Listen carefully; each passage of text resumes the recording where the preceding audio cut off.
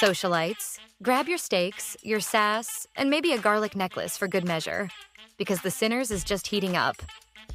Between a blood-soaked 1930s Mississippi backdrop and a supernatural time jump to the 90s, Ryan Coogler's latest masterpiece has left us gagging for more. Will music become magic? Will immortal lovers reign or ruin everything? Will ancient vampire hunters finally have their day? Buckle up, darlings, because today we're diving deep into the theories, clues, and whispers shaping the future of Sinners. And trust me, this tea is extra sweet. What we know so far, Ryan Coogler, visionary that he is, didn't just give us another horror flick. He gave us a Southern Gothic opera, layered with history, pain, legacy, and a touch of bloody elegance. Quick recap. Twin brothers Smoke and Stack, both played by Michael B. Jordan, return to their hometown, only to face ancient vampiric evil.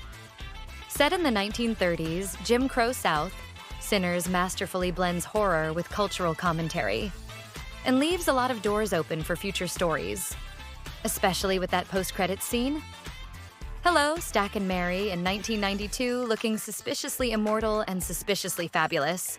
And with Ryan's historic creative control deal? Honey, he can spin this universe out any way he wants, which means we have options. Is Sammie just a blues legend? Or is he channeling something otherworldly? Fans believe his music may ward off vampires, or, plot twist, awaken ancient forces tied to Black American culture. Imagine a future film where a simple song on the radio could summon spirits, or banish them. A supernatural battle of the bands, anyone? Post-credits, we see Stack and Mary still alive decades later, and fans are eating it up. Some believe they're creating their own hidden society of vampires. Others say they're the last guardians against even darker forces. Could the next movie see them battling rival immortal clans across neon-lit 90s Chicago? Picture it. Leather jackets, vampire wars, underground raves. I'm unwell. I need it. Who were the Indigenous hunters who swooped in mid-film only to vanish into the mist? Theory. They're part of an ancient network, fighting a secret war that's been raging long before the brothers' story even began. A spin-off exploring their rituals, monsters, and heartbreaks would serve. Think True Detective meets Twilight, but with actual stakes and actual history. The devil at the crossroads is a real Southern myth, and fans think Sammie's story might just be a modern retelling. A deal made for fame. A debt still unpaid.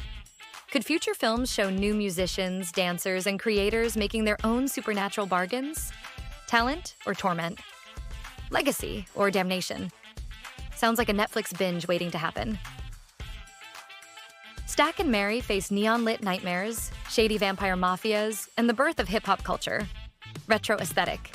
Killer soundtrack. Drama, drama, drama.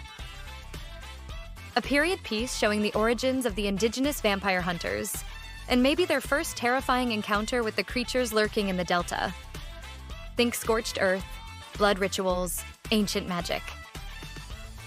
Fast forward to today. A new, young artist unknowingly taps into Sammie's cursed legacy, and Stack and Mary must decide whether to save them or use them. Moral gray areas, anyone? Our favorite shade. The Sinners universe isn't just vampires and jump scares. It's about culture, survival, reinvention. It's about who controls the story, who profits from pain, and whether we're doomed to repeat the past if we don't understand it. No offense to other franchises, but this is the depth the supernatural genre deserves. So, will Sinners become the next great cinematic universe? Will we see new monsters, ancient battles, and immortal blues? Socialites. One thing's for sure. Ryan Coogler's just poured the first glass, and we're ready for the full bottle. Until next time, that's the tea from me.